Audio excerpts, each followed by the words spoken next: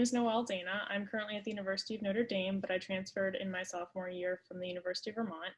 I feel like I'm very qualified for this position because aside from my experience in student government, between student governments, where I can identify different types of student governments because I've experienced more than one, and aside from my experience in leading meetings and stuff from all my leadership experience in student government, which you can read about my one-pager, I'm extremely passionate about this project. I've taken a little bit of initiative and started to consolidate all the information inside the contact sheet into one Excel thing and kind of formulating ideas about what committees could look like. I'm happy to share that with you if you're curious.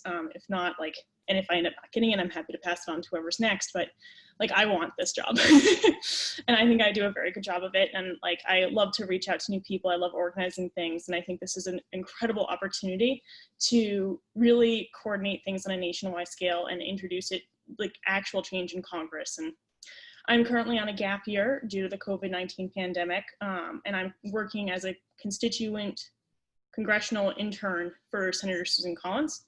My literal job is taking people's needs and trying to solve them and help them through it, and coordinating different actions. And so I think right now I'm set up, I have the background for it, and I have the skills and tools needed for it. I've been reading, so part of the thing that I've been doing about consolidating the information is I've been reading through some of the group chats and stuff and trying to identify active members and potentially active schools. One of the things that I'm very passionate about is help for COVID-19. I personally am looking to get more involved in the foster system I'm a transfer student, and I'm a child of extremely bitter divorce. And so my personal goals would be to advocate for transfer students and for students of divorce across the country. There's no current organization that I'm aware of. There's no large books for it.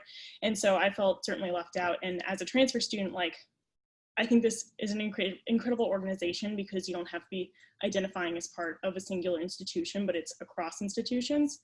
And so those would be my personal issues, but I do believe that this is not about my personal agenda. It's about rallying students and allowing them to push through what they're looking for. And reading some of the things in the chat, there are so many motivated students, and I am just so excited about this group, and I really think it has some tremendous potential. So something I would like to point out is because I'm a gap year student, I have a normal 9-to-5 job, and there's no 8:30 to 5:30 job, but there's no homework necessarily. I do have some other projects, but it's interesting during the student year, today I spent today consolidating all that information for this meeting. But I understand some students are studying for midterms, it's a very rocky schedule throughout the year, and there's multiple stressors. I'm able to provide that consistent push. In terms of keeping track of all the resources, like I said, I would definitely year by year and month by for meetings for our general body meetings, I would be able to monitor new information and new goals and new groups, and as well as new progress on old goals, and consolidate it and keep students up to date. For year by years, I would just make sure for elections, I think that there needs to be a standard form. In my own institution, there's been some debate about how do you get nominated for the NCSL? How does that work?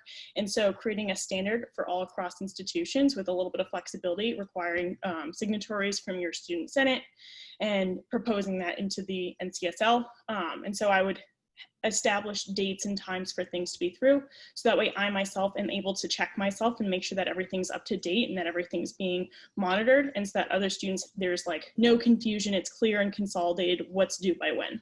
So like I said, with my gap year, I don't think time zones would be an issue because I do have that flexibility afforded to me. In terms of, sorry, can you repeat the first part of your question? Different interests, so everybody, depending on where they are in the US, care about different things. I think I have the perfect experience for that because federal constituent offices are completely independent of politics.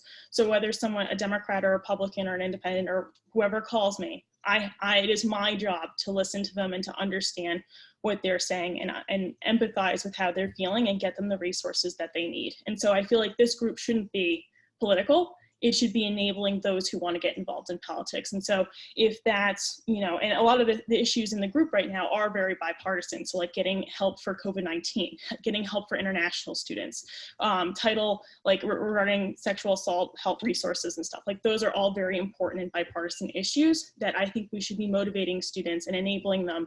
And if we have two different sides of the conversation, absolutely wonderful. Like growing and build, especially in our time, like it's important to encourage that conversation and to encourage each other.